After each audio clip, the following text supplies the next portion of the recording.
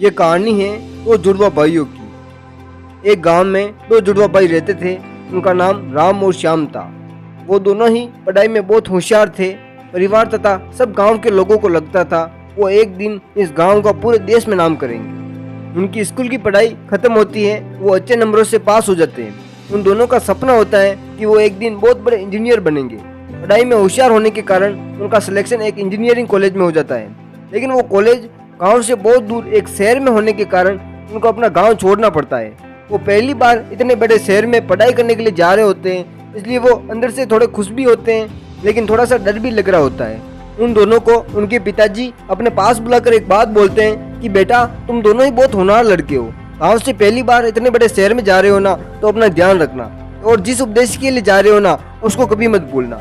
राम और श्याम दोनों बोलते हैं ठीक है पिताजी, आपकी बात हमेशा याद रखेंगे। ये कहकर वो शहर के लिए रवाना होते हैं और साइकिल तक वो शहर में पहुंच जाते हैं। अगले दिन कॉलेज में जाने के लिए तैयार होते हैं। उनका कॉलेज में पहला दिन होता है और जिस कॉलेज में जा रहे होते हैं उस कॉलेज में बड़े बड़े बिजनेसमैन और पॉलिटिशियन के लड़के भी पढ़ते हैं। वो पहले दिन ही उन लड़कों के साथ अच्छे से घुल मिल जाते हैं तथा उनको अपना दोस्त बना लेते हैं। वो दोस्त उनको पूरा शहर दिखाते हैं, उनको बहुत अच्छा लगता है। धीरे धीरे कर इन दोनों भाइयों को शहर की हवा लग जाती है।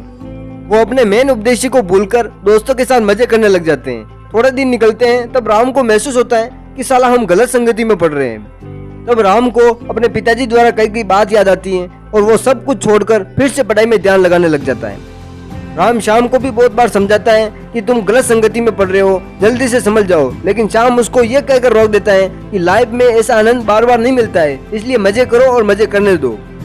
श्याम राम की बात बिल्कुल नहीं मानता है, इस कारण दोनों के बीच में एक बहस हो जाती है। फिर राम उसको समझाना छोड़ देता है। राम अपने सपने को पूरा करने के लिए मेहनत करने लग जाता है और श्याम दोस्तों के साथ मजे करता है। जब ये दोनों 10 साल बाद मिलते हैं तो श्याम की शादी हो जाती है और उसके 2 बच्चे हो जाते हैं। वो अपने परिवार को चलाने के लिए मजदूरी का काम करता है।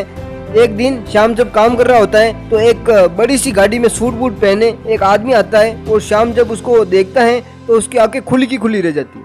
वो आदमी और कोई नहीं, उसका भाई राम होता है। श्याम राम के पैरों में पड़कर रोने लग जाता है, उससे माफी मांगता है कि मुझे माफ कर दो भैया, मैंने आपकी बात को नहीं माना और गलत संगत में पड़कर अपनी लाइफ को बर्बाद कर दिया।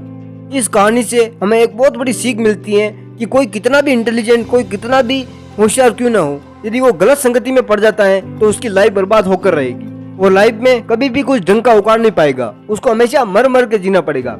इसीलिए हमेशा एक बात याद रखना, कभी भी गलत संगति में मत पड़ना।